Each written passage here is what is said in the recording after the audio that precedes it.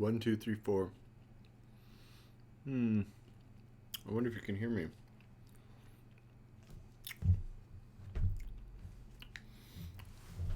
I wonder if there's a way to check to see if you can hear me.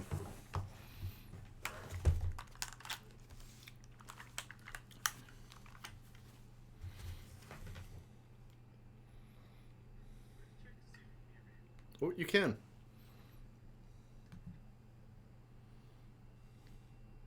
One, two, three, four, 5, 6, 7, 8, 9, 10. Here are the questions we're going to do today. Take a look. I'm going to try opening this on another device. See how it's going.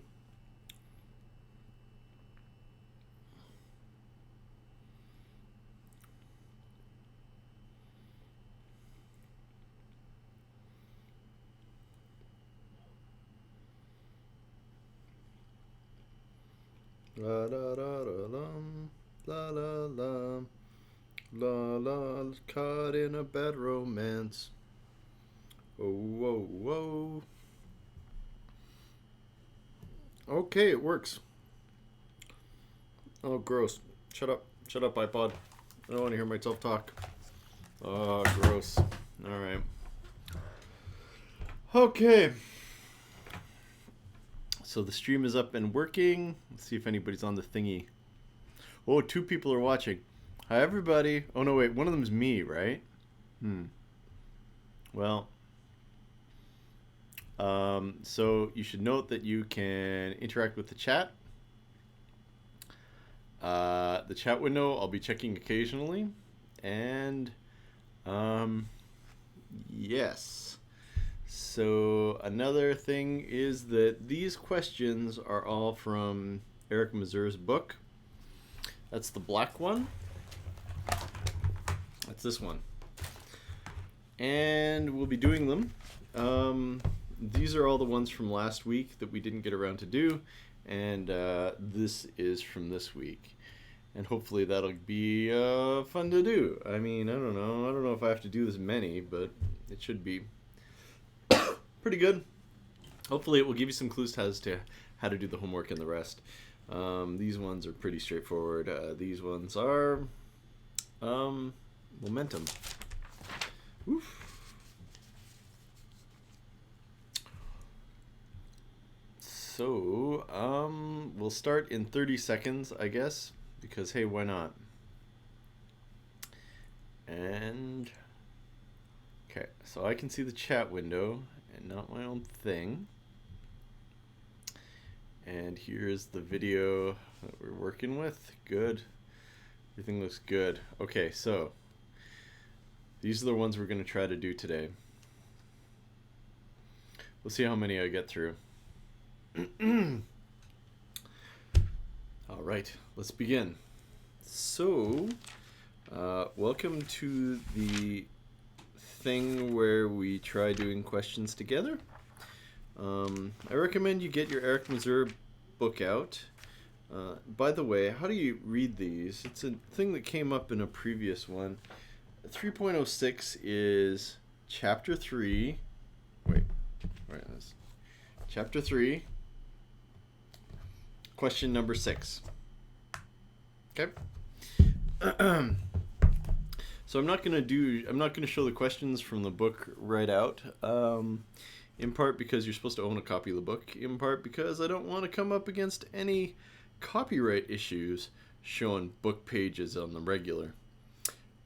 So without any further ado, let's begin. All right. So, question 306. This was one I was supposed to do last week, so it's a little bit old. The position of a person pacing in a hall is given by the x of t curve given below. The x of t curve, incidentally, looks like this. 2, 3, 1, 2, 3, 4, and it looks like this. Flat and down. All right, sure. Good enough for now. Use the one in the book. Okay, so the question is, during which time interval is the acceleration positive and negative? Weird. Okay. So the acceleration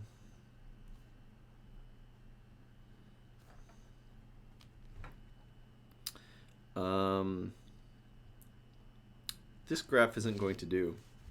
I'm going to have to look at it. I'm going to redraw this a little bit more carefully. 1, 2, 3, 4. So,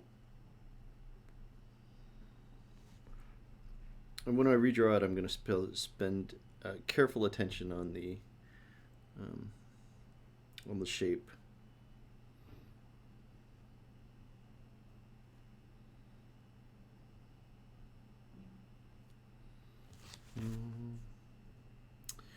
Ooh, baby, give me one more chance. Oh, jeez, I did it wrong.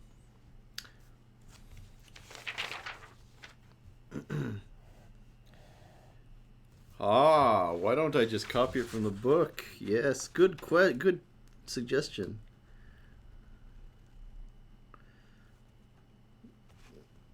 So this is 1, 2, 3, 4. All right. Oh, that's ugly. Anyway, let's get on with this question. So the acceleration, it wants to know when it's accelerating in one way or another, positive versus negative.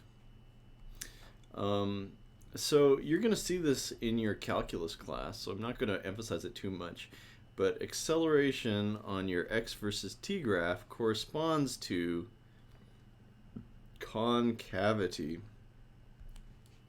So the slope in this region here is flat. In this region here, it's flat. And so there's only an acceleration in this part when the curve looks like this, in this part here where the curve looks like this, and this part where the curve looks like this. Okay? So the question is, what accelerations do these correspond to? I'm going to zoom in a little bit more. Ooh. Yeah, all right. So this one corresponds to the first one, this one corresponds to the second one, this one corresponds to the third one. All right, so the question is the velocity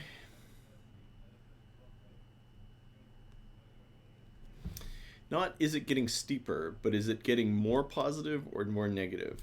The start here, the velocity is 0-ish, it's pretty slow, and then the end, it's faster-ish, it's more steeply sloped. So it has a positive acceleration. The question here isn't whether it's speeding up or slowing down, though, because in this region here, starts at a 0 slope, it gets quite negative, so it's a negative acceleration. And the issue here is something we talked about in class, which is that slowing down or speeding up. Oh, somebody's at the door. Hold on. I should have put a note on the door. Yes, hello. Hello. Oh, TA stuff. How many things do you want? 2. 2. Okay. I'm recording streaming things. Say hi to your audience. Hello. Okay. Did you hear that, everybody? Here you go. Yeah. You get that thing about scaling? Yeah. Okay. Tell them not to lose hope. I'll try to make the next one easier. All right. Talk to you later. Bye. That was my TA for Physics 112. Right. Anyway, so moral of the story is, if your velocity is in the same direction as your acceleration, it'll cause it to speed up. And if the velocity is in the opposite direction of the acceleration, it causes it to slow down. So, moral of the story is, you're slowing down here because the velocity is in the positive direction, and so the acceleration must be in the opposite direction, in the negative direction. This is easiest to do in terms of concavity, though. As I mentioned before, each of these parts of the curve have a specific concavity to them. Concave up is shaped like this. Concave up. Concave down is shaped like this. Oh, you can't see. Concave down is shaped like this. My old calculus teacher used to say, if it's concave up, you can store beer in it. Okay, so this shape is concave up, this shape is concave down, this shape is concave down. If it's concave down, it's a negative acceleration. If it's concave up, it's a positive acceleration. All right, next question. See ya. 3.37.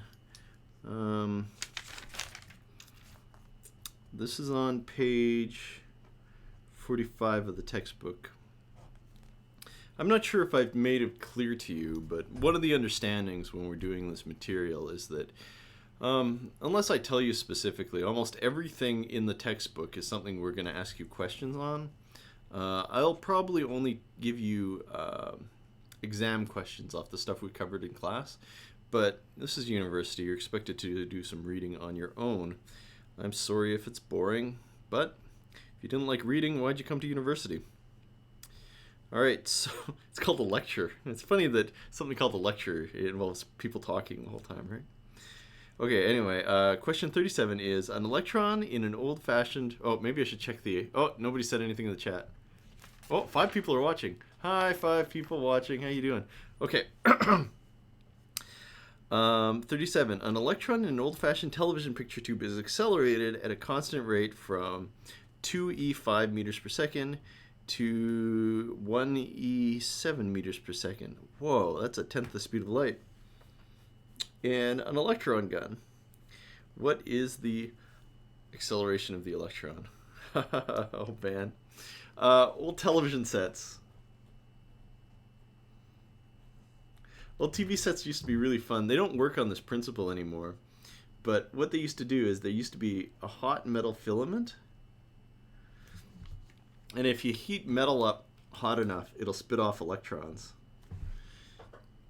And then what they would do is they would put this, you know that old saying about opposites attract? That is a reference to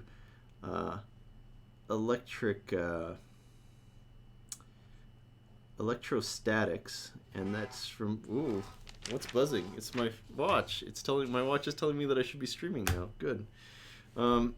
Okay. It's from electrostatics. And the idea is that if you have an electron, it'll be attracted. Oh, I did it backwards. Plus, plus, plus, plus, plus, plus. Yeah, minus, minus, minus, minus, minus. Okay, it'll be attracted to positive charges, repelled from negative charges. We're going to do this next term in Physics 102. But the idea is that once it's in this, it gets pulled towards this side. And most of the electrons that do it hit the wall, but some of them pass through this hole. And you end up with a stream of electrons passing down a tube. And then they get focused. There's essentially a focusing mechanism here that tilts them to the left and right. And you end up with a beam coming out, and it hits this phosphorescent screen, and it causes the screen to light up in one spot. And then so this aiming mechanism would beam the electron beam back and forth on your screen like that a couple times a second. And so if you go over to your old parents' house, and hopefully this Thanksgiving maybe they'll have an old TV set that works like this. Tube televisions. Essentially, this was all mounted inside of a great big vacuum tube.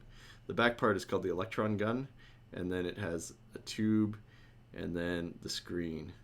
And so these things are usually housed in pretty big TV boxes. So not one of the thin new LCDs that everybody has, but you know, in the 40s to the 2010s, everybody had TVs like this, and it was a pretty fun little apparatus, and it's entirely obsolete now. Okay, so moral of the story is, what was this question?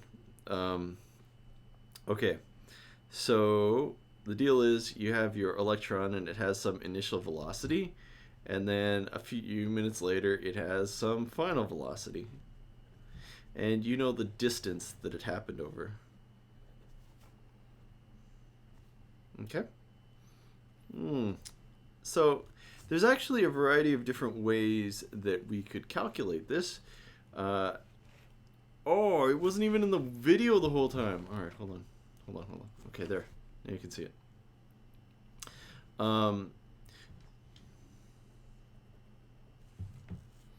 So the idea here is that it's speeding up over the course of this, and so its velocity is changing. And if we knew how much time it took for the velocity to go from here to this velocity, if you knew how much time, this would be a super simple question because it's accelerating with a constant acceleration. But you don't know how much time it is. Instead, you know the position, or rather the change in position. Or maybe I'll call this delta x.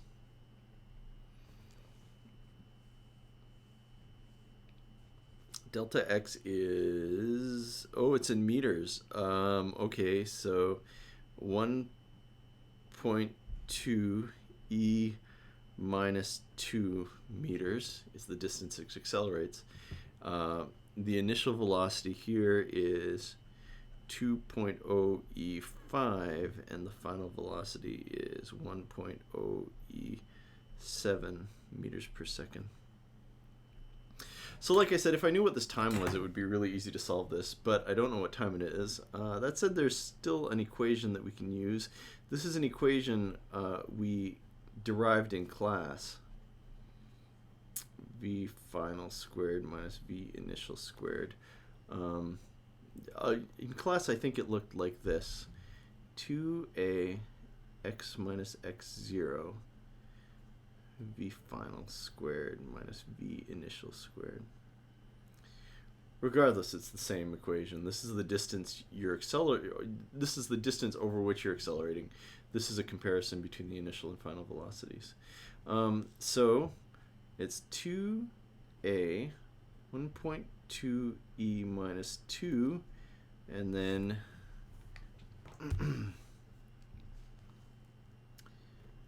1.0 e7 squared minus 2.0 e5 all squared. There. All right. Burp. Let's do it. Now, I'm kind of been a hard ass about buying this particular calculator, and there's a variety of reasons for it. One of them is that it can't do calculus. But this is actually a very nice calculator. So one of the things it lets you do is it lets you enter. See if I can zoom out a bit. Boop. All right. This calculator actually lets you work in scientific notation with this X button. So one thing you can do is you can go 1.0 e7 squared minus 2.0 e5 all squared. And doing this calculation might be kind of tricky using a different type of calculator, but this one works just fine. 1.2 e minus 2 divided by 2. And the acceleration is this ridiculous number, 4.165 e15 meters per second squared. That's the grossest thing I've ever seen in my life. So fast. All right, what's part B of this question? What time interval does it need to travel the length of the gun?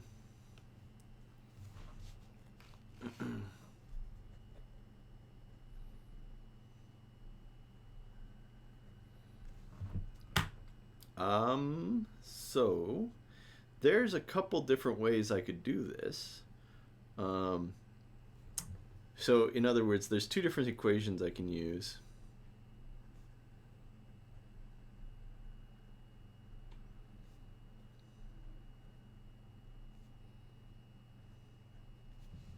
Okay. I can use either of these. I can use these to refer to positions, so I can feed into these the distance traveled. There's my initial velocity, and then I can figure out, based with this acceleration and this initial velocity, and this displacement, how much time it would take. That would require the quadratic formula, though, and that's a sucker's game. Instead, I'll do it this way. Final velocity is 1.0 e7. Initial velocity is 2.0 e5. The acceleration is 4.17 e15, and times time. And I just solved that for time. So nice. 1, can you see me do it? 1e7 minus 2e5 divided by 4.17e15. Oh, thank you for not being in scientific notation, you donk. Let's see if I can do this in a different way. 1.0 E7. This type of calculator really only has one problem, and that's that if it can express it outside of scientific notation, it'll try. 4.165 E15. And usually it's not an issue, but it'll round up and cut off the last digit if it can. Oh, jeez, come on. What else can I do? You know what? I can do this last step of scientific notation myself. 1.0. Come on. 1.0 E7 minus 2E5 blah blah blah divided by 4.17. So this is going to be 2.35011. Oh, jeez, come on. 2.35 E. 1, 2, 3, 4, 5, 6. 6 minus 15, because I divided by 15. 2.35 E minus 9. Yeah, seconds.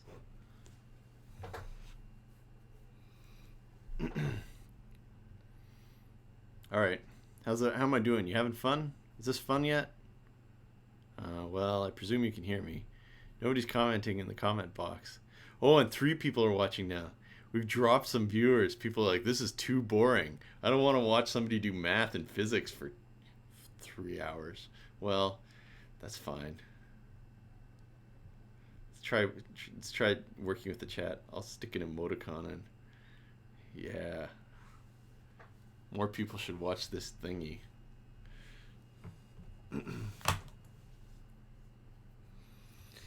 I was talking to a lady who she was actually the lady who managed to get me the document cam. She was very nice, but I was telling her what I was doing with it. She got very excited. I don't think she knows how terrible this is, but whatever. It can be terrible. You need to watch examples of people doing physics. Here I am doing it for you. All right, 49 is on page 45. And it says, the distance a ball throws upward, the distance a ball thrown upward and released at t is equal to 0 travels between 3 seconds and 4 seconds is the same as the distance the ball travels between 2 seconds and 3 seconds. How is this possible? Oh man, this sounds like an awesome question.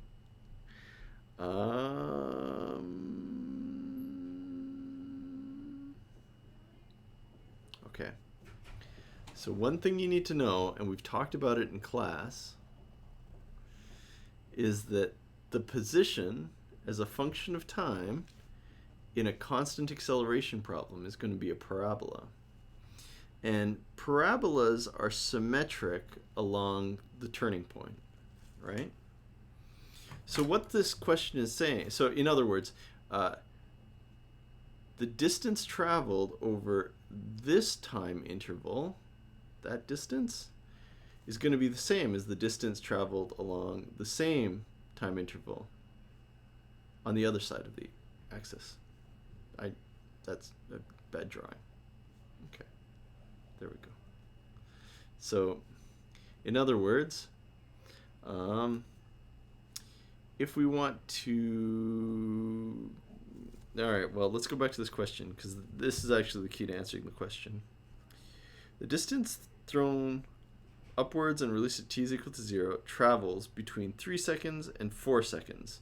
So I don't know where the 3 and 4 seconds are on this graph, right?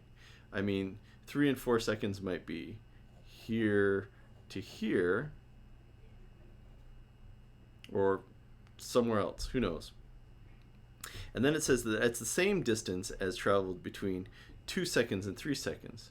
So 2 seconds and 3 seconds are, I don't know, an adjacent interval.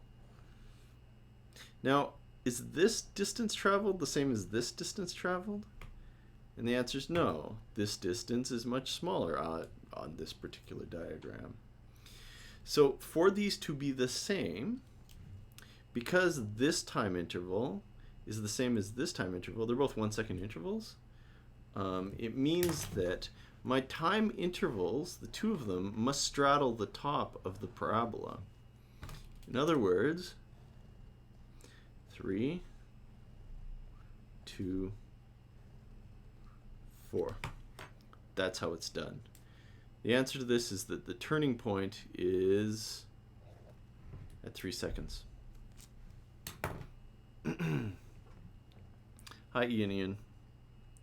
Okay, next question is 3.61.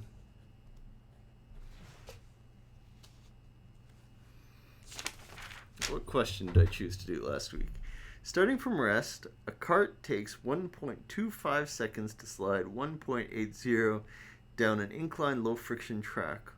What's the angle of incline to the track with respect to the horizontal? So this particular book goes, I mentioned this in class, this particular book goes a lot into detail about inclined planes, motion along inclined planes. And that's because if something slides down a flat inclined slide, its acceleration will be constant. And that's an experimental fact. That's something they discovered by essentially doing experiments rather than a, something that people assumed was true or something like that. It's based on experiment. And it was these sets of experiments, the textbook tells us, and you will have to believe me, it's these sets of experiments that that demonstrated to Galileo that the acceleration due to gravity was always constant in 9.81. X is equal to g sine theta. That's the relationship. That's from the textbook. White book, page 70. You can read all about it. It's a good relationship. Anyway, when I gave you this question, I was like, hey, you'll read it in the book. I don't know if you'd read it in the book. And, yeah. Okay, so the cart takes 1.25 seconds to slide 1.8 meters down an inclined low friction track. What's the angle of incline, the track, with respect to the horizontal? In other words, they're giving us the data to figure out what this value is. We already know what this value is, and so knowing the two of these, we can figure out the final answer, theta. In these questions, the unit vector I had is pointed down the slope. Okay? So starting from rest, let's see, we'll call that x equals 0. And then what does it tell you? It's 1.8 meters and 1.25 seconds. Okay, so position is a function of time.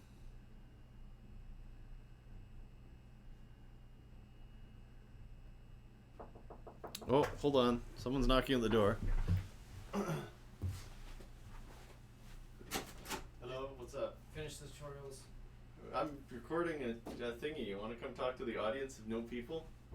Is this titanium? No. It's I'm streaming example calculations for Physics 111. For what? Because students need to see no, more I mean, examples. like, people are watching or no? Well, let's see how many people are streaming. 5 people are watching. Oh wow. Say hi. Hi. Introduce yourself. I'm Andy. I have a degree in physics, and I'm doing my master's. Andy's a master's student, so he's Yeah. better than you because he's farther down the path of pain. Yeah. Okay, what do you want, Andy? Oh, well, I guess I was telling you. Oh, about things. updating on the thing? Yeah, most people have kinematics down pat. Okay. A lot of hard thinking went into the forces. Okay, good. Limited success, but Oh, it wasn't horrible. It was just kind of they weren't going to get it unless I approached everybody. But when I talked to them Good. about it, Sounds they were perfect. like, Go away. Yeah. I got it. Bye, people. Oh, people love you. Yeah? Yeah. Nicole Federak said, hey, there's people here. And Ian says, hi. That's great, Andy. They love you. You're beloved. I'm a hit. Yeah. All right, everybody. That was pretty fun. Okay, let's get back to it. So the initial position here is 0. The initial velocity is 0. I guess I'll call this AX, consistent with this. AX t squared. Is there a physics SL? There is going to be kind of a physics SL. They're still setting it up, I think. The deal is that we got a lot of people signing it, but they're still pretty hesitant. The t at this time is 1.25 seconds squared. Okay. So they're still pretty hesitant about thinking that anybody's going to come to the SLs because there's already a lot of people going to a lot of SLs. So what they're going to do is they're going to hire a tutor for our classes specifically and have them attend specific office hours in the tutoring center for you to go ask them questions about tutoring. Well, about this physics class. So yeah, the Physics 111 will have a special tutor just for it. Meters per second squared. And then, right, so I just solved this equation for AX, and then I'm going to plug it into this equation. 2.304 is equal to 9.81 sine of theta, and then so sine of theta is equal to 2.304 divided by 9.81. 2.304 divided by 9.81. Good. All right. How do I find that angle? Make sure that your calculator is on degree mode. You can use the arcsine function. Sine, answer. Isn't that sweet? 13.58 degrees. Let's go to 3 sig figs. Done. Okay. All right. Next question. What is it? 3.75.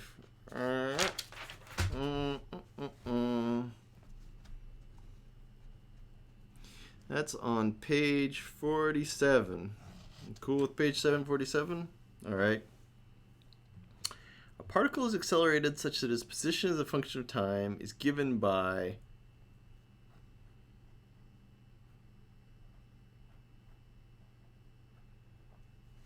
what is the particle's acceleration as a function of time? Hooray! It's a derivative question. Oh, great. I'm just going to draw a little sad, disappointed face. Okay, within the next few weeks, your calculus class is going to teach you to take derivatives.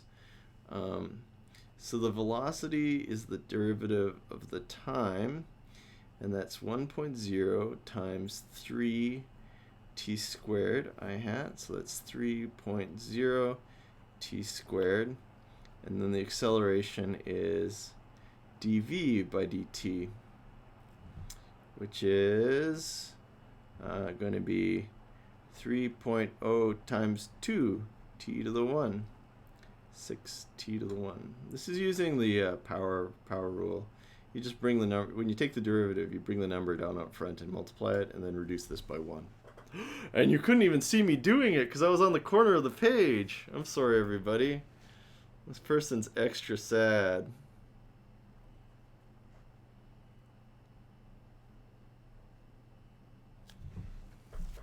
All right.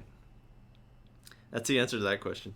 You can use your limit definition of the derivative to take this derivative if you want. I don't want to. I'm not going to ask you this on the midterm.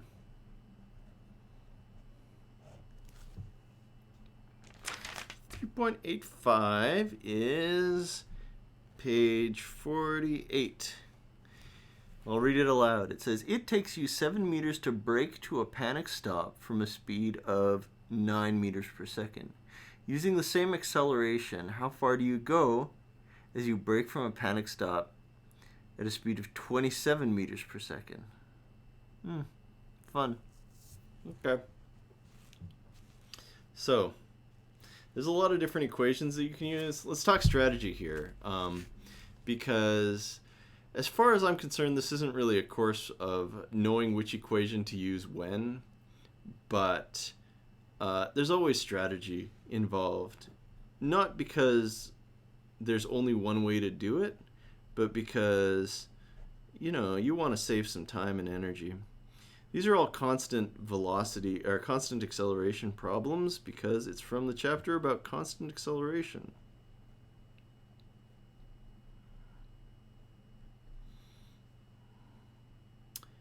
V squared minus V naught squared. Alternatively, you can write this as 2a delta x is equal to V final squared minus V initial squared. This equation and this equation say exactly the same thing. Okay, so essentially, this equation and this equation come from us combining this equation algebraically. And so there's no shame in using these equations instead of these ones. It's just a matter of, hey, which one takes less time? All right, so 85. It takes you 7 meters to brake from a panic stop at a speed of blah. Okay, so the deal is you're in your car, you're moving at 7 meters per second. You have a final velocity of 0 because you stopped. Your brakes cause your car to accelerate. You don't know how much, but you know that it happens over, where's that number? 7 meters. Okay? So, how do we do it? Really? 7 meters? Is it both 7 meters? Did I do that right? 7 meters.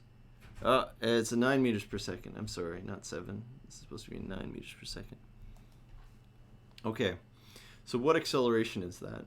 Like I said, if you want, you can use these equations to do it. Just like in the first question today, we don't know how much time it took to accelerate. And so we need to use these equations in combination. Specifically, this combination. What do you know? You know how far you traveled, and you know your initial velocity and your final velocity. So this equation, using it will save you time. You could just use these algebraically, but well, like I said, 2a 7 0 minus 7 squared. So then a becomes minus 3.5 meters per second squared. Why is it negative? Ask yourself this. Why is it negative? Do you know? Does that make sense? If you said that it was negative because it's slowing down, please stand up, look outside the window, see if you can see a bird, look up at the sky. It's the wrong answer, but don't let it get you down. This is negative because the velocity goes from being positive to 0. If this negative acceleration, this isn't how car brakes worked, but if the negative acceleration continued, you'd end up with a negative velocity. All right? So the deal is, start out at positive velocity, goes to 0 velocity, so the acceleration is going to be a negative number because it's a vector. Okay, so the second part of this question goes, how far do you go if you brake to a panic stop from a speed of 27 meters per second? So V initial is 27 meters per second. V final is 0 meters per second. A is minus 3.5 meters per second. And delta x is equal to question mark. I can use the same equation to figure out the answer. 2 minus 3.5 delta x is equal to 27. Nope. 0 squared minus 27 squared. Minus 7 delta x is equal to minus 27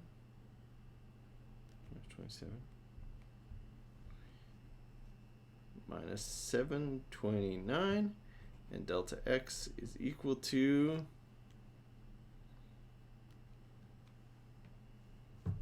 hold on, 729.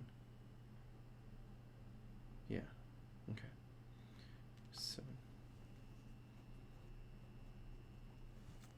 104 meters. You can't see that in the camera. There, there, there, there. All right, 104 meters. Any questions? Should be pretty straightforward. All right, so that was 385. Oh, I'm almost done the last Wednesday's questions, and I'm only 40 minutes with 2 distractions into the 3.86. All right, what does 3.86 say? 3.86 is on page 48. Goes as follows. A person standing on a building ledge throws a ball vertically from position 45 meters above the ground. It's dangerous. Why are physicists always throwing balls off bridges? So dangerous. If it takes 2 seconds for a ball to hit the ground, with what initial speed was the ball thrown, and in what direction was it thrown? Oh, yikes. Okay. Time to draw a little picture. Yeah, I told you about the lady who got me the camera. She was pretty nice, but she thought that maybe we were running a really nice operation here. Well, one thing she really liked is when I used colored pens. They pop on YouTube. Blah, blah.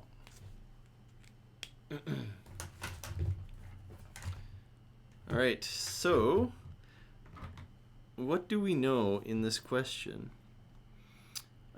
You'll note that the first thing I always do when I tackle a problem is I draw a picture. It's a really good habit to get into for a variety of reasons. Do you want to talk strategy? There's a bunch of different reasons you want to draw a picture. It's not childish to draw a picture. The drawing might be childish, but the act isn't. Here's why. 1. Lets you interpret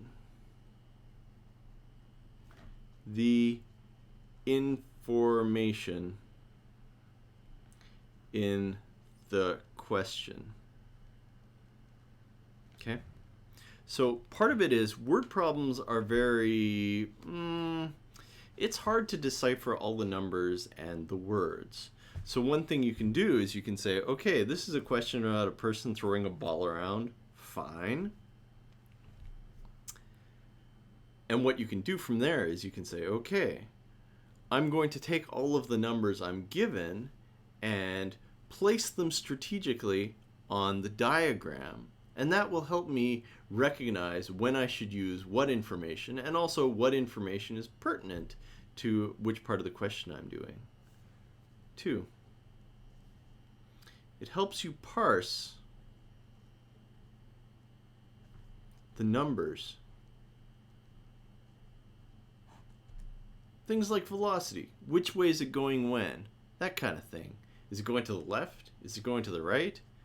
All of these might be less apparent just in number form and might be a lot more useful and apparent in a drawing. So for instance, in this question, they said the person was standing on the ledge of a building and he's 45 meters in the air. So I can write that. Okay, you dig? There is a really important third reason to draw pictures was you're working. And it gives you time to think.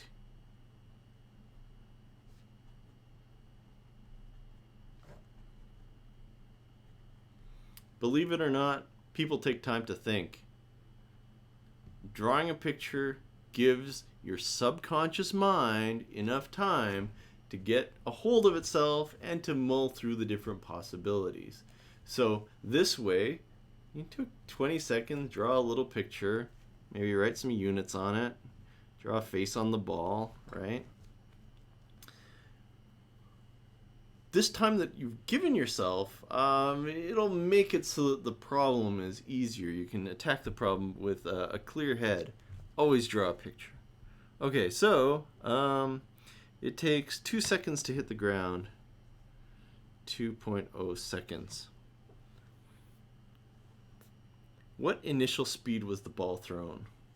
So the implication here is that the ball has some initial velocity. Okay, so how can we do this question?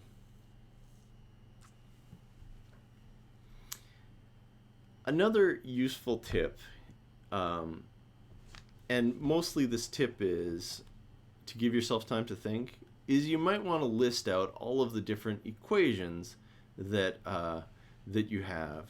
So you can say, well, I know it's a constant acceleration problem, so I'm going to write this. And believe it or not, when you are writing a midterm or a final exam, not only will doing this give you a little bit of time to think it through, but writing all these out can give you bonus points, not bonus points, part marks. Even if you don't know how to get to a certain point, if the people marking your exam can see that you knew how to start, all right, honestly, if I was marking this question on a test and I saw that you'd had this written out and this, let's say the question was out of 5, I'd probably give you 1 out of 5 just for writing these two down. It's not worth nothing. Okay, so what do we know from this? This equation might be useful if I knew the final velocity or the initial velocity, but I don't know either of those. This question would be useful if I knew, this equation here would be useful if I knew how far it falls. Wait, I do know how far it falls. And I know the acceleration. Don't know the initial velocity or the final velocity.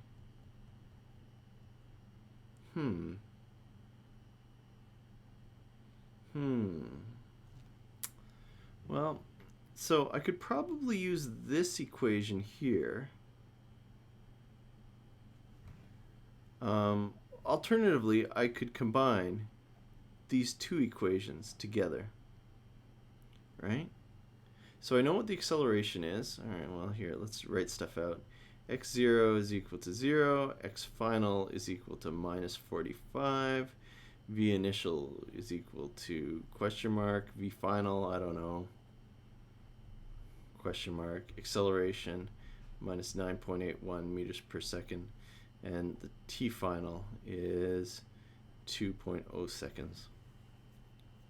So it's tempting to use these two, and I could. I don't know what the final velocity is, but I know, or rather, I don't know what the final or the initial velocity is, and I don't know these two. But both, I've got two equations and two unknowns, so I could satisfy it. I could calculate this algebraically, but instead, combining these two have the same information as, this one is made by combining these two together. So if the answer can be found by combining these two, it must be in this one. And indeed it is. The final position is 45. The initial position is 0. I don't know what the initial velocity is, but I know that it takes 2 seconds to get where it's going. And minus 9.81 over 2, and then 2.0 squared. Hey, look, even though this is a quadratic, it's linear in the term I don't know.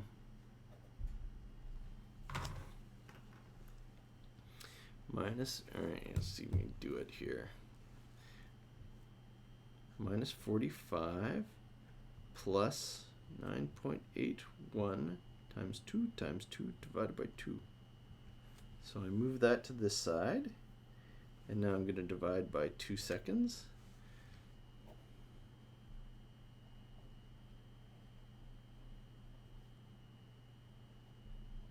Mm-hmm. 12.7 meters per second. Okay.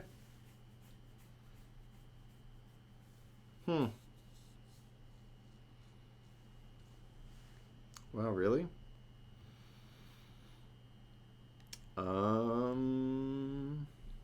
Okay.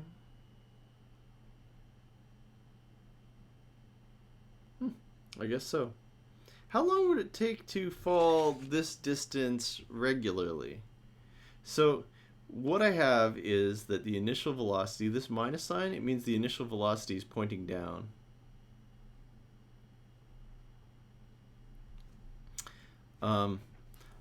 Let's do a sanity check. How much time?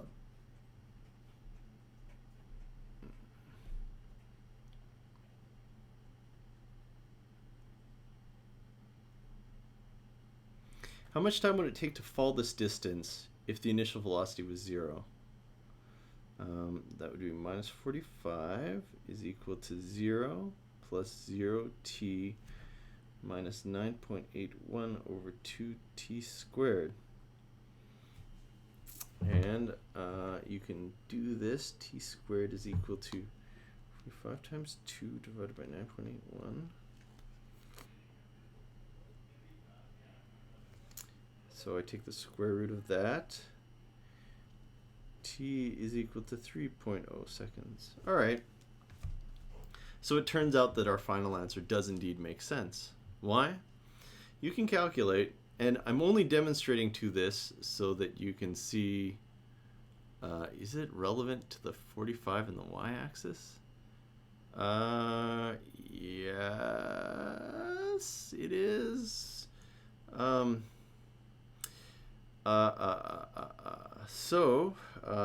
I'll address that in a question. Let me finish my thought. Okay, so one of the things here is we ended up with an answer we didn't expect. We put it into the equations, calculated, got this answer. And I said, why is it pointing down? Why does she need to throw the ball down to get it there in that time?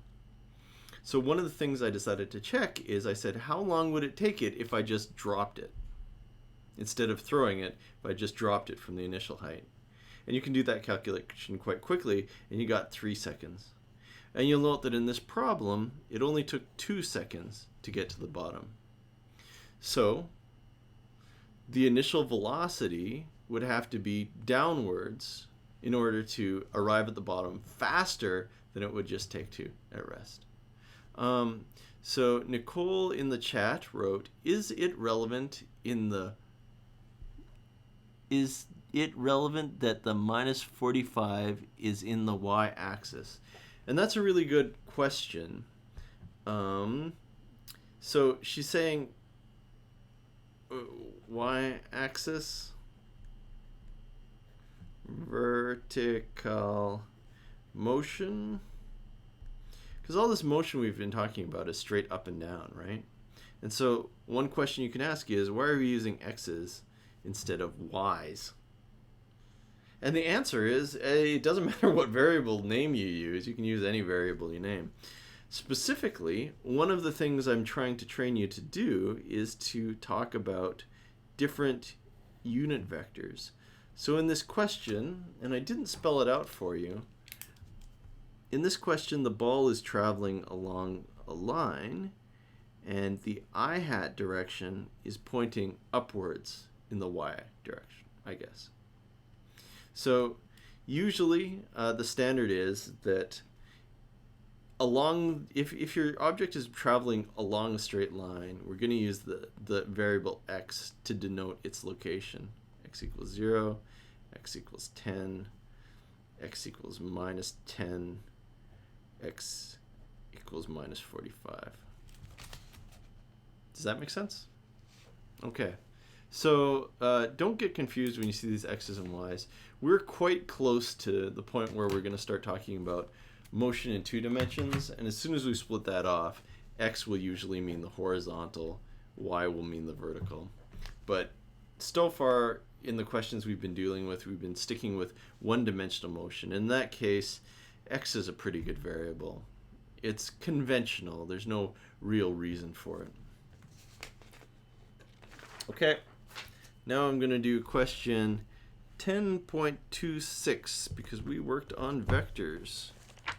Let's see, where's that? Chapter 10, that's 11.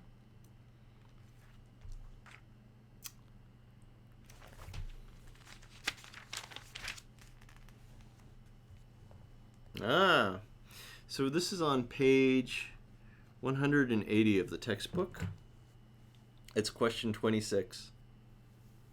I'm going to read it aloud. For the vectors A and B, and they give the components, calculate A plus B and A minus B. If the direction but the not magnitude of B is let to change by any amount you like, how large can A plus B be? And how small?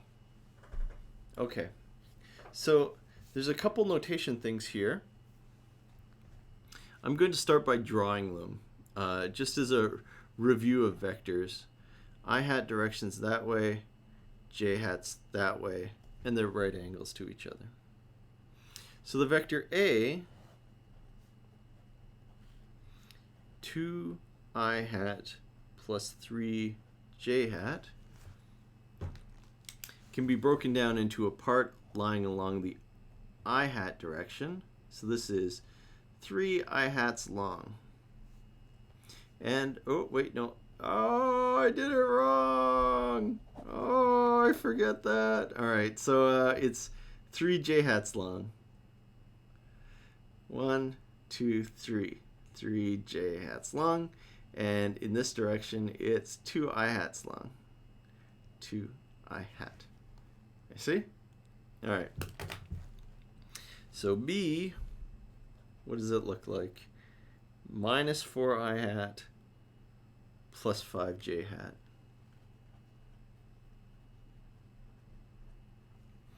So B is a vector that looks minus I hat is in that direction, plus j hat's in this direction. So it's 1, 2, 3, 4, and then 1, 2, 3, 4, 5. So it's pointing up like that. 4, 5. Ugh, I hate drawing vectors like that with all those nested little vectory baby unit vectors. Anyway, so this is minus 4 I hat, and this is 5 j hat. And we covered this in class. All right, so A plus B, how do we do that? The deal with unit vectors, and the reason they're so easy to explain, is that they entirely follow the laws of algebra.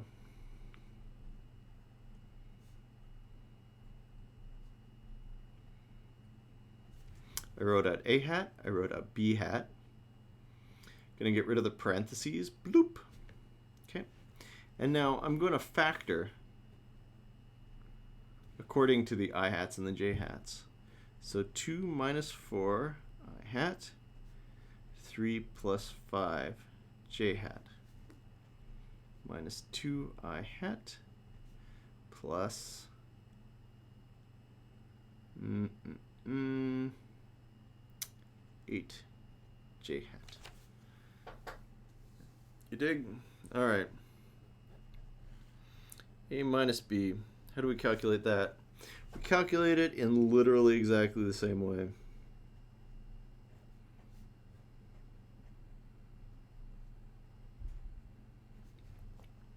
First, I'm going to multiply through by the minus sign.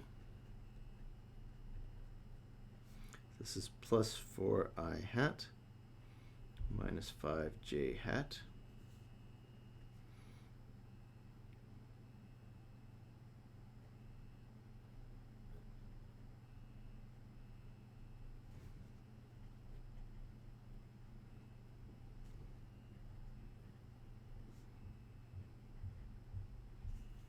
Ta-da! All right.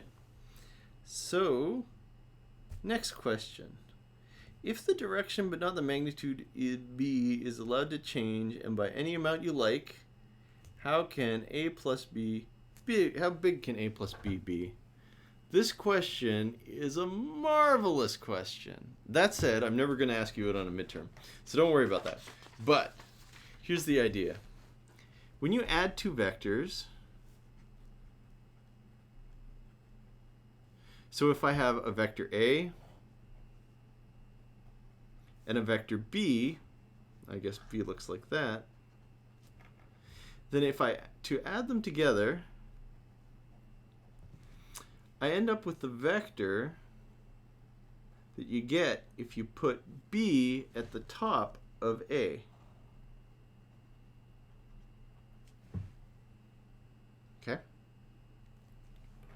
So A plus B is the vector that goes like this. A plus B. Does that make sense? Okay, so ready to get your mind blown? You sure are. Ah, purple pen. Okay, so what this question said is I'm allowed to change the direction of B but not the magnitude. Think of this as a hand on a clock. I'm allowed to reorient it to any direction I want, as long as the distance from this point to the edge is the same. Does that make sense? So essentially, this, you imagine swinging this B vector to any position you want, to any orientation you want. Okay? But regardless, the vector from the vector A plus B is the vector from the bottom of this one to the top of wherever the arrow points. So the question is, how do I make this red line as large as possible? Is there an orientation of B to make it as large as possible? And the answer is, surprisingly, yes. The largest one possible is the one, you see, you start out here, here's your B, okay? And you're going to swing it in this direction. And you want the distance from this point to this point to be as large as possible. How do you do it? You're going to swing this around until it's parallel to A. That is too crazy. And then the length is going to be the length of each of them combined. How do you make it as small as possible? Well, it's going to be as small as possible if they overlap. The closer this gets to the original alignment in the opposite direction, the shorter that vector sum is going to be. So it's going to be as small as possible if you align them. It's going to be as large as possible if you align them, and as small as possible if you're going to counter align them. Hey, look, you learned some linear algebra. Well, I don't know if that's linear algebra anyway, whatever. That was a fun question. Mostly I gave you that question so that we could practice adding vectors, but we got to talk about some things. Any questions? How you doing? You having fun? All right. I hope you're having fun. The next question is 4.11. Gonna try to find it here.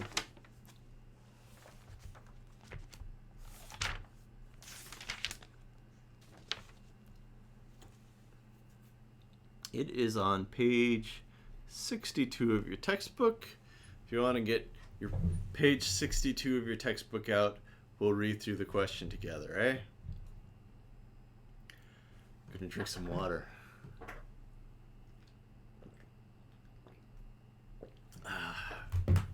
Good water. Look, it's the Starship Enterprise. When I first started physics, I think I was teaching Physics 112 for the first time. I went out and bought a whole bunch of little dinky cars and stuff so I could do physics on the board, whatever. Nobody liked them. I stopped using them. This is the shark car. Okay, ready? Is your textbook open? Good. Stop dilly-dallying. Page 11, question 4. Figure P411, that's the one up at the top of the page, is a velocity versus time graph of two objects. It certainly is. A and B, before and after they collide. Object B is initially at rest. Sure, it's velocity 0.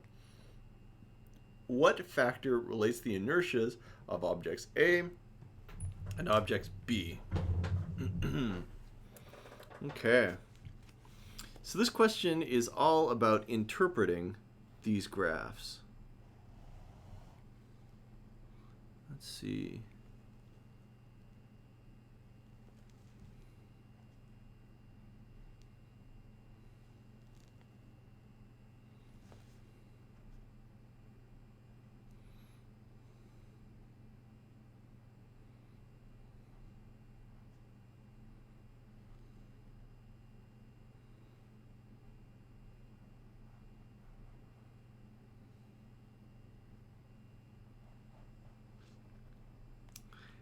The other one starts at 0 and goes to 2.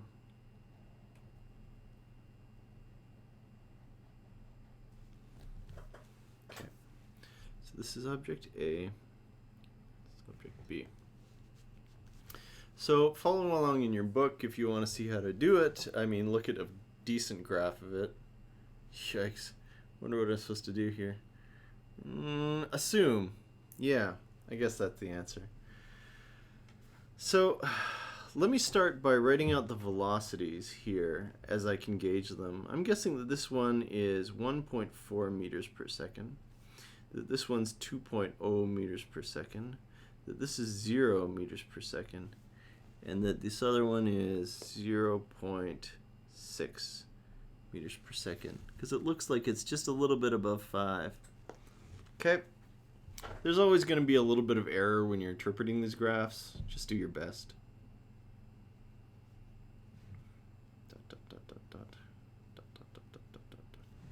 Okay. So, how do I figure out the inertias? This is something we talked about in class. The idea for inertia is objects with more inertia are going to have their velocity change more. So I need to compare the change in velocity between A and the change in velocity between B.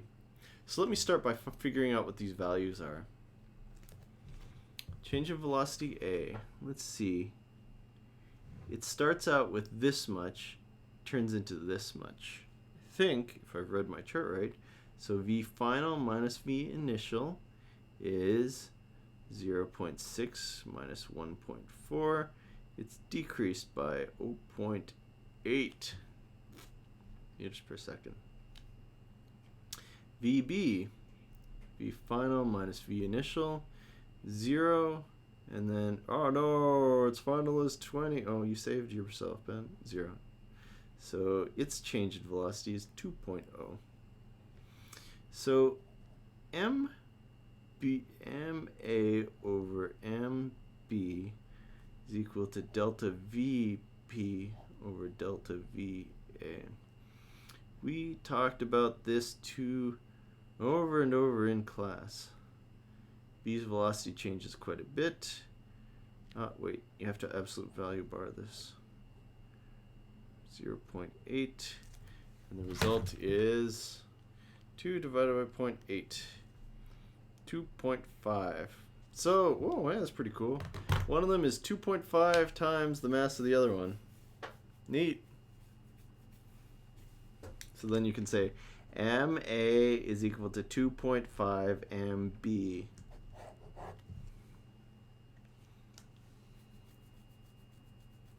Nice. Next question. 4.23. 4.23 is on page 63.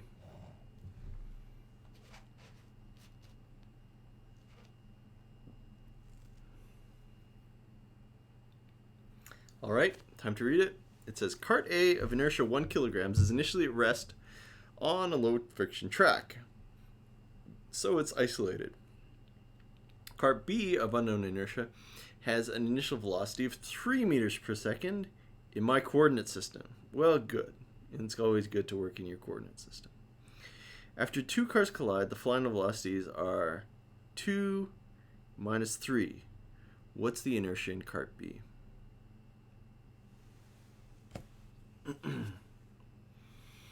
The trick to doing this question is literally exactly the same as this one. One of the velocities will change by a certain amount. The other will change by another amount. The ratio of the changes in their velocities dictates what the ratios of their inertias are. So, let's do this. Okay. Cart A, mass of A is 1.0 kilogram. I don't know mass B. Velocity initial B, I'll put my eyes up there. Keep your eyes up there.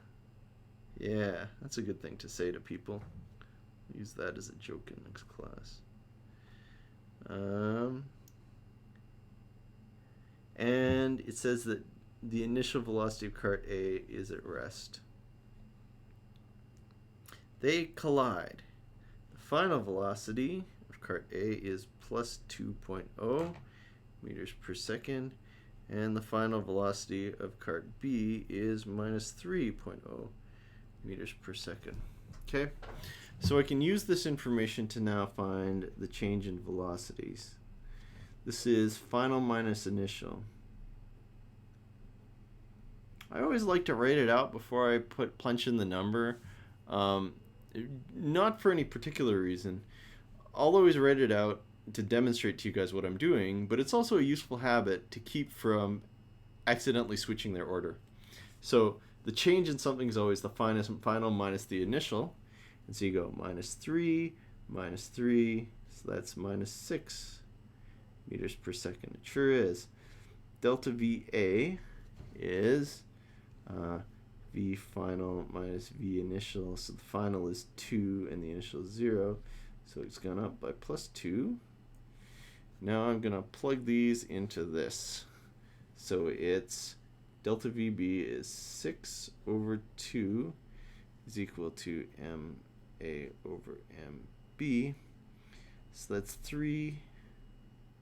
MA is equal to 1 kilogram. And you can solve this algebraically.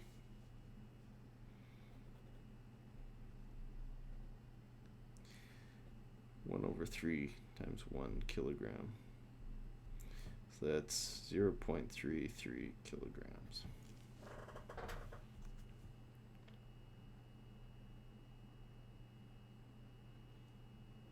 Okay. I like the phrase algebra. It obviously has Arabic roots. And algebra was invented in the Middle East. I don't know what jabra means, but doesn't that mean the? So it's the jabra. My name's El Nino. That's Spanish for the Nino. All right, you ready? You done with Chris Farley jokes? You guys were born like after anybody knew who Chris Farley was. So hard times for you. 4.37 is on page 64.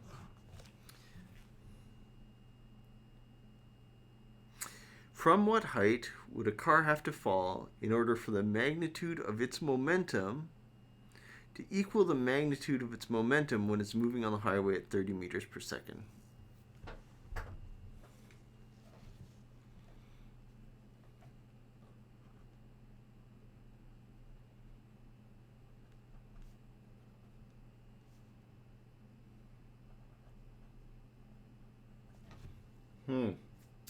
Well, here's the problem. Oh, wait, you can't even see. There we go. 4.37. Look it up in your book. All right. So the problem with this, one of the problems, the first thing you notice is you don't actually specify the mass of the car, right? They just specify that it's a car. So, I guess the question becomes, at what drop is V final is equal to 30 meters per second? And that's actually not too crazy a question to do. V final squared minus V initial squared. So it's 2 minus 9.81. The drop is delta x. V final is 30 squared minus 0 squared. So, the deal is that if you drop something, it speeds up. And constant acceleration. We just spent half an hour doing constant acceleration problems. So I know the distance that it falls, or rather, I want to know the distance it falls. I know the acceleration and the final velocity. So I'm going to use this equation. So 30 times 30 divided by 2 divided by... Let's not get ahead of ourselves. 9.81. Delta x is equal to minus 45.87 meters. So that's minus 45.9 meters. All right. That's how far you have to fall to have the same momentum as a car driving on the highway. Good news, everybody. There's faster ways to get that much momentum. Safer, too. All right. So next question, 4.51. Man, this is a marathon. What time is it? It's a little 6:13. Gonna die. Okay. Whew. Rally here. This is on page 64 as well. Let's read the question. Two carts A and B collide on a low friction track. Measurements show their initial and final momentum are blah and blah. Blah and blah. So they're giving us the momentums of the carts at each step in the game. What's the change in the momentum of each cart during the collision? All right, so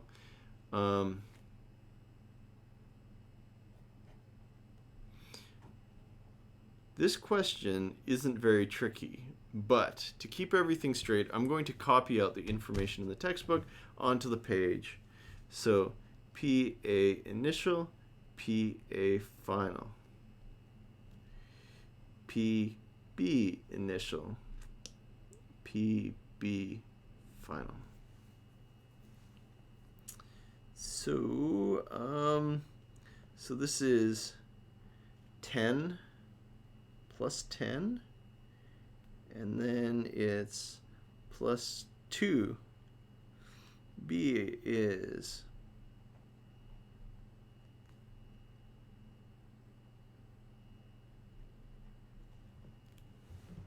right.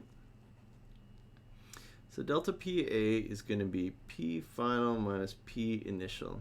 So 2 minus 10 is minus 8 kilogram meters per second in the ahead direction. Delta PB is P final minus P initial. So it's 4 minus 4. So that's 8 kilogram meters per second I hat. Next question. What is the sum of these changes of momentum? Delta PA plus delta PB is equal to 0. All right. Is the collision consistent with conservation of momentum? Why or why not? Well, yes, I think so. And it is because delta PA is equal to minus delta PB. In other words, all the momentum that left the first car went into the second car. Or all the momentum that went into the first, left the first car, went to the second car, whatever. They exchange momentum. The amount of momentum gained by one is lost by the other. That's what that equation says. All right.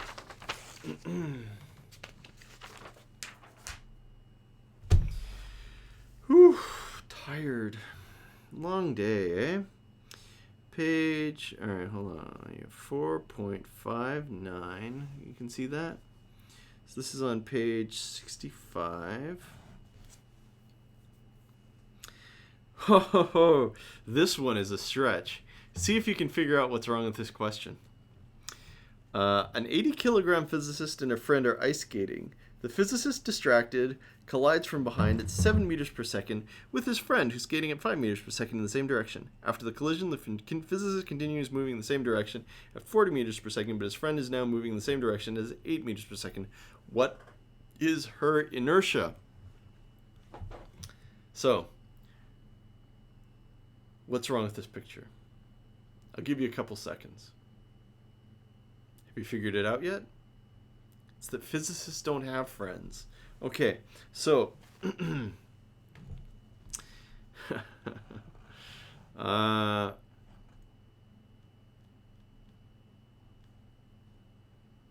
so here's one physicist on ice skates going at that velocity. Here's another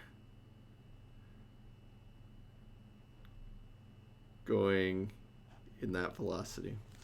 And they're going to bump into each other. Hey, guess where we've seen this problem literally before? Do you remember? It was 4.11 and 4.23. They're exactly the same question. But this is an applied question, so it's fun. So we'll call this guy A and this guy B. Or lady. It doesn't specify the... It specifies that that is a woman. But not the gender of the physicist. Oh, his friend. Oh, thanks, heteronormative physics book. I should have made them both women or something. Physicists are often women. Are physicists women often 80 kilograms? I'm not one to judge. Is 80 kilograms a lot? Well, whatever. M-A-M-B. You need to know that if you like physics, you can be a physicist. Pretty much, there is pretty much no reason to not be a physicist, regardless of your gender, because physics is desperate for people to like it.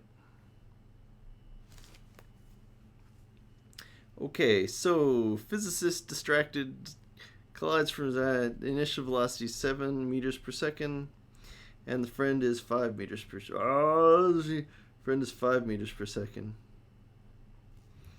And after the collision, this is 4 meters per second, and then 8 meters per second. So, how are we going to do this? You can actually do it using conservation of momentum. Let me summarize. There's 2 ways to do it. I might as well do it both ways, just so you can see. The first way is to go delta VA over delta VB. So the change in momentum of the first one is 4 minus 7. And the change in momentum of the second one is 8 minus 5. So it's our absolute values. So it's 3 over 3. 3 over 3? Really? Okay, 1. And this is supposed to be MB over MA. So the mass of the first, so in other words, just like before, the ratio of their changes in velocities is equal to the ratio of their inertias. MA times 1 is equal to MB. So MB is equal to 70 kilograms.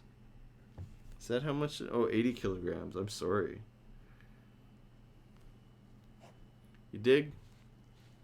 You didn't even see that. All right. So the moral of the story is boop, boop, boop, boop.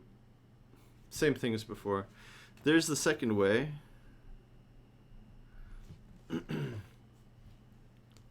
And the second way is to use conservation of momentum. So the P total initial has to equal the P total final. For this to be true, we need to know that the system is isolated. Is it isolated? Yeah, they're on skates. They're skating forward. And then you say, but if they're on skates, they're not actually isolated because skates let you grip the ice. And then it goes, shh. The person who wrote this doesn't know anything.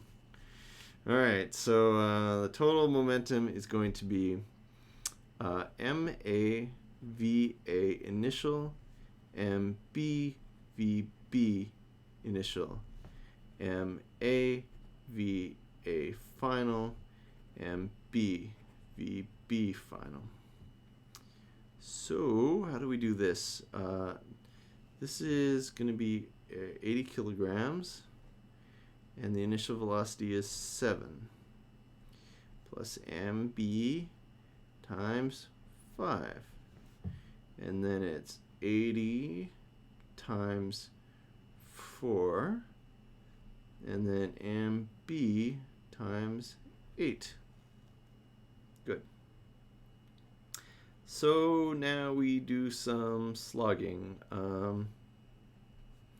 Move the MBs to this side. So it's going to be 8 minus 5, and I'll move the other ones to the other side.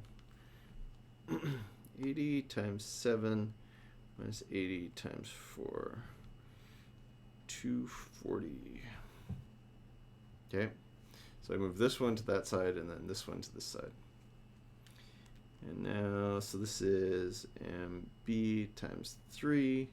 So MB is 240 over 3, which is 80 kilograms. Same as it was before. Not surprising, right? Right. Straightforward. Okay. Okay, next question is supposed to be 4.69.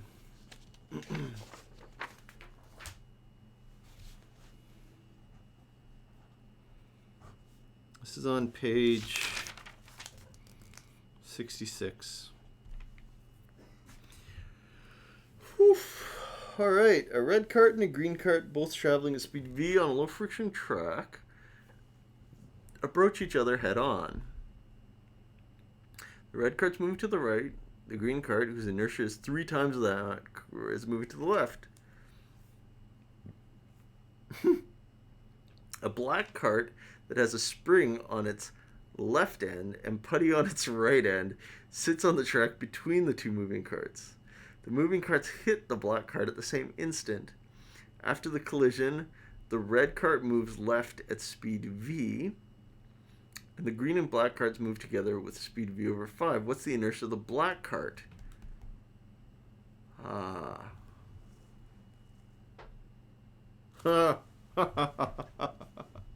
Oh, this question is silly. This is obviously a conservation of momentum question. The easiest, so that because there's 3 moving parts, we're going to use that second way I just showed you, where we talk about total momentum being conserved. So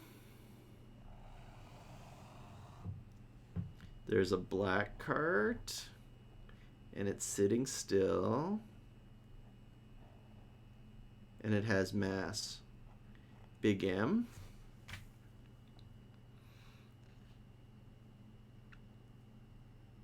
The red cart is moving to the right, so I'm going to draw a red cart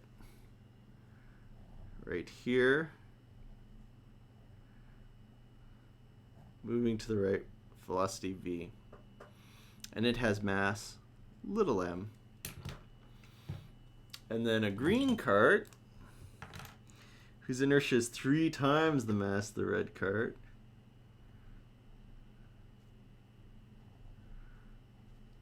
little m, and it's moving to the left with velocity v. The black cart has a spring on its left and putty on its right. I don't know, how do you draw putty? That's my best. Okay, so after the collision, before we do anything, what's the momentum of the system?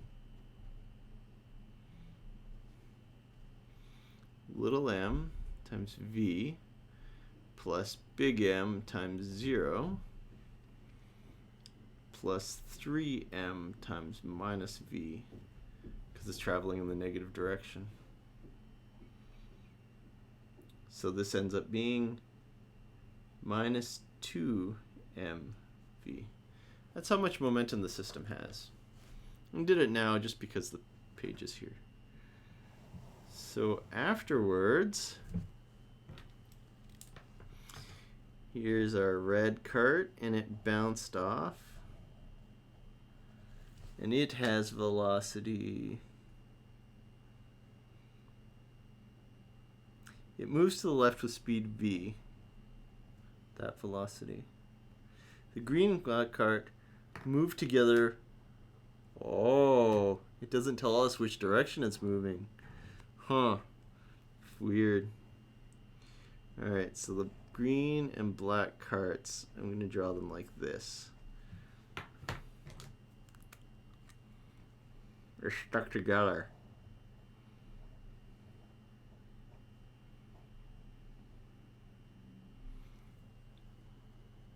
I don't actually know if that's the velocity. We can cross that bridge when it comes to it. But its total mass is big M plus 3 little m. And this velocity, this speed, is v over 5.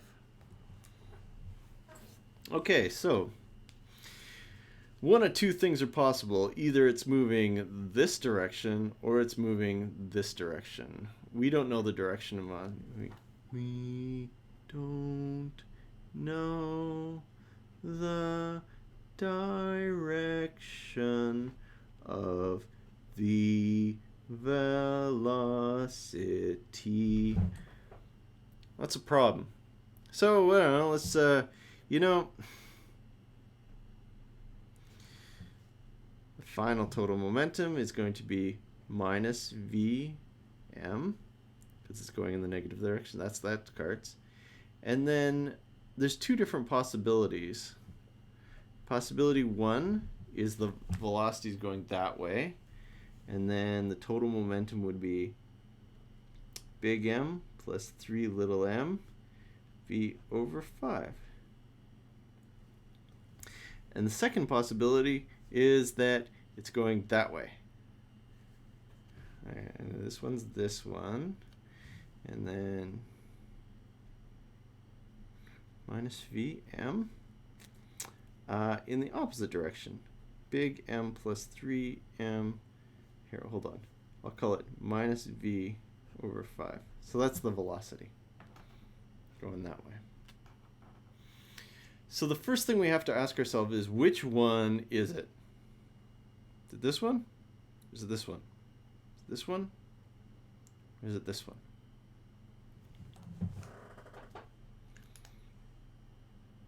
What do you think? What we can do is we can compare this to this. Is this a positive number or a negative number? It's negative. Okay? So this plus this have to be a negative number, and not just any negative number, this negative number. This negative number. Well, this is negative, but it's not as big as this number. This is negative, but it's not as big as this number. So this term would also need to be negative so that this and this could be this big number. Since this one is positive, it'll partially cancel this out and you'll get a number closer to 0 or positive. So this can't be it. It's important when you're doing physics problems to be really patient with yourself. If there's more than one possibility, and it's not too onerous, it's always a pretty easy step to just ask yourself, I don't know, let's write out the different possibilities and compare them. Hey, we've got some algebra. Okay, first step, I'm going to move this one over here. That gives me minus mv over big M plus 3m minus v over 5. Next step, I'm going to cancel stuff. Cancel these signs out, cancel these v's out, and the result is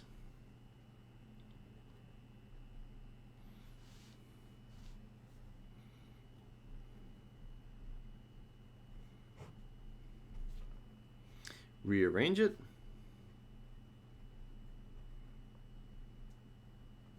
Rearrange it. The mass of the black cart is twice as much as the mass of the red cart. It's not so hard. All right. Hey, we only have one question to go. Only an hour and a half into this marathon. Last question. 4.82. Let's see, what is it? And this is on page 67.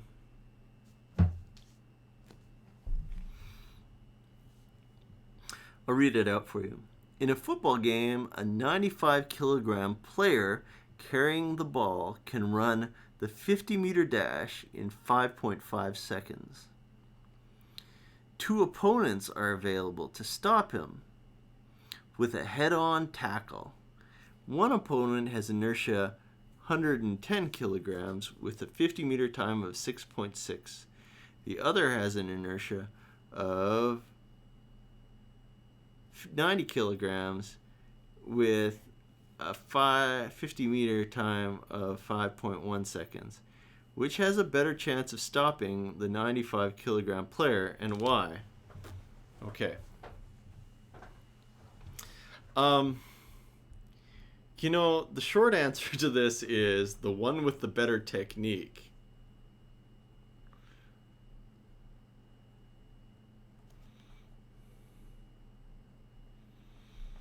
And another, if you have good tackling technique, you can probably bring down a pretty heavy person. An alternative answer would be the faster one, because they're more nimble and can catch up if the person dodges. But this isn't that type of question. Clearly, this question's saying, hey, we got one person. That's what football players look like, right? Hey, that's a pretty good football player. Hey, all right. Draw his hand with a football in it. Yeah. There we go. It's bread. Don't worry about it. How about a number? 21. All right. Now draw him running. Yeah. Woo! So he has some momentum. And the idea is that I'm either going to throw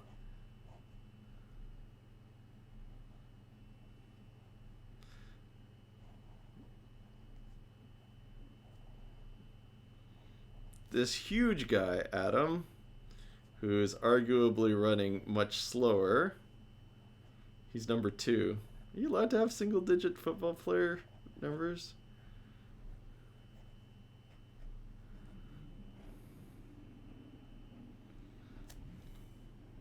Or this much smaller football player who's also much faster.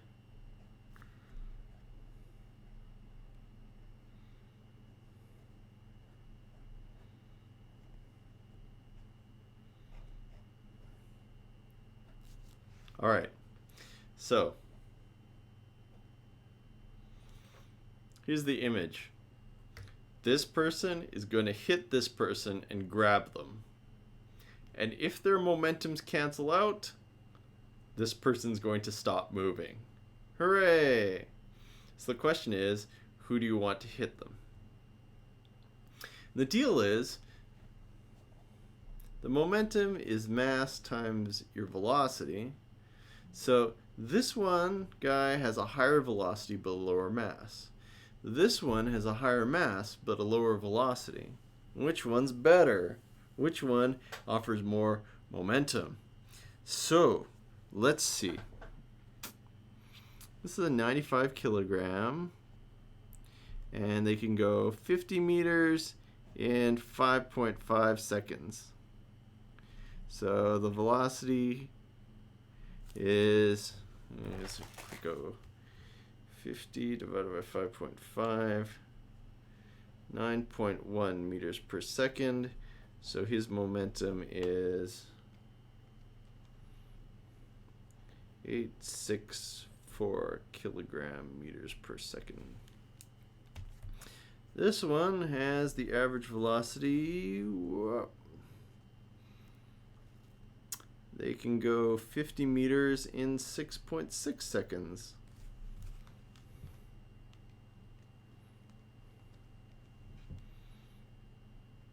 Seven 7.6 meters per second.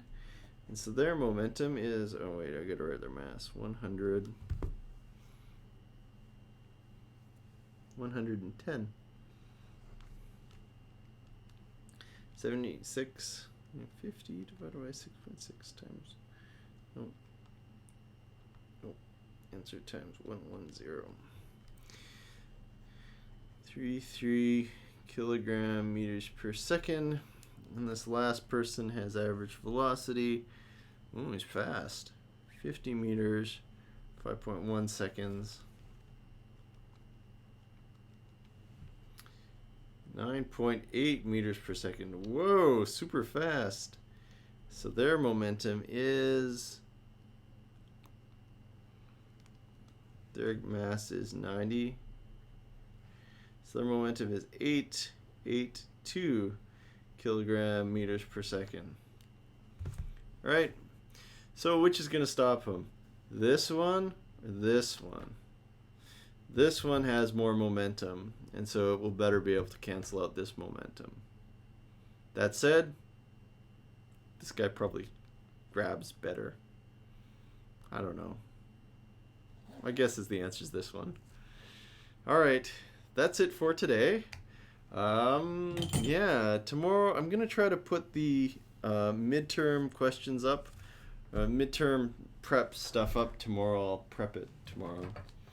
And then, yeah, so until next time, do lots of physics and don't get into any bar fights. Good night.